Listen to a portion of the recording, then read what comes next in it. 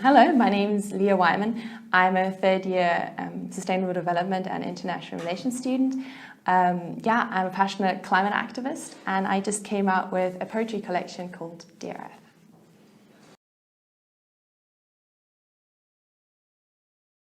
The idea behind it really was that I write down a lot of the feelings and the things that I think in terms of the climate crisis and nature, and for me it's always been something that's very important, and I wrote down quite a few poems around it, and then my mom actually said, oh, maybe you should think about doing something with it, because she really enjoyed reading them, and then I thought, oh yeah, maybe that's an idea, because when I was younger I always had the dream of publishing a book at some point, and then last year really it kind of came together, because there's so much happening in the world, and so many crises and so many things happening, and then there's the whole question of what does that mean for our future, and kind of exploring more our connection to the earth.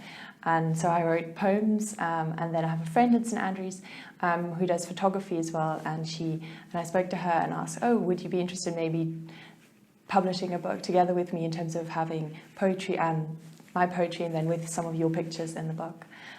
So yeah, that's kind of how it came to life. They're over 90 poems, and so it's over 150 pages. It's quite difficult to say, because most of this book I generally wrote last year, pretty much until the last few. I think I wrote until September last year.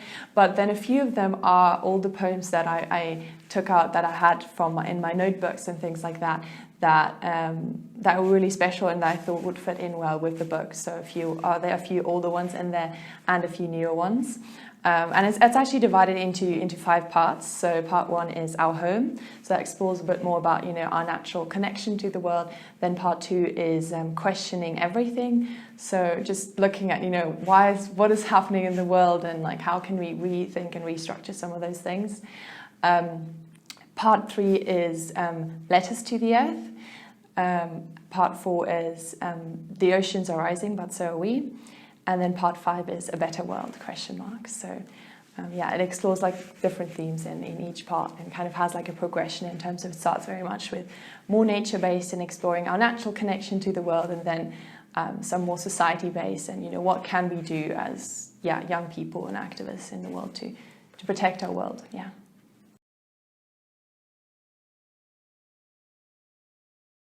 Definitely. I'm one of the co-founders of Climate Action St Andrews, so we organised the 4 climate strikes last semester in St Andrews. There's actually also a poem about the 20th of September, which is the big line in the sand event. It's one of the last poems in the book, one of the last poems that I wrote, which was in St Andrews. So there's a very St Andrews specific poem in there as well.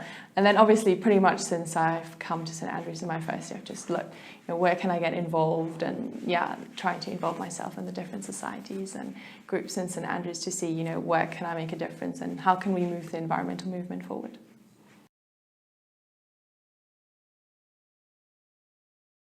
So my hope with this book and publishing this book, which is also why I really wanted to publish it as soon as possible, is because it is very topical, and it's because it's about what's happening at the moment. It's about our future, and I just want to inspire stories as well. Tell a little bit about my journey and my thoughts, and hopefully inspire other people that whatever, we all can do something. We all have a voice, and in our small own ways that has an impact on the people and the communities around us. And to share some of, also experiences that I've had, because there's already climate change is already happening in the world. And it's important, I think, to share some of the more personal stories behind that, because it's not just the science and the fact. There's a very human element to that. And I think that's maybe what I'm trying to bring with my book as well, to make it something that's very accessible to everyone to read and to think about, and that it's not just a topic for scientists or for environmentalists. It's down to the core about every single one of us. So that's kind of the idea behind the book. And then I also wanted it to be non-for-profit, so I want the all the profits of the book to go to different environmental charities. So in that way, I hope to make a difference through that as well.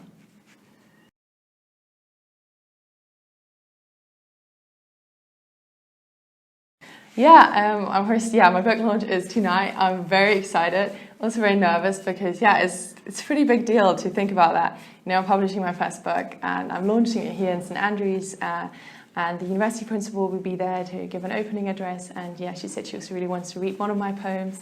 So I'm very excited.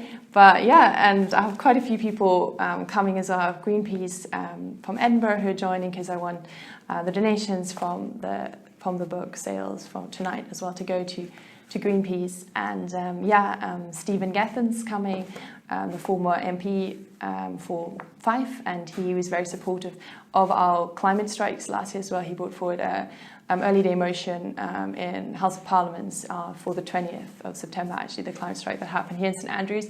And I think that's just a way, how even what we do here has an impact on a national scale and is being watched on a broader level. And he's going to talk a little bit more about, why is youth involvement in climate activism so important, and can we actually make a difference on a political level?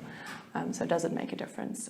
So he's going to be there to speak as well as quite a few other guests and lecturers and professors. So I'm very excited. It will be at 6:30 in Parliament Hall, and there'll also be a reception at the beginning. So very exciting.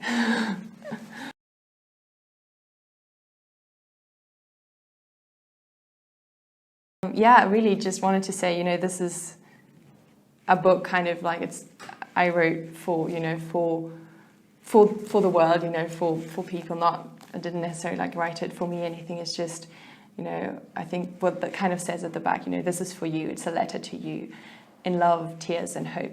One earth, one home, one mission. And I think it's important that we all explore what we can do for the current crisis, and kind of what can we each individually do. And that might be different for everyone. For some people that might be writing or protesting or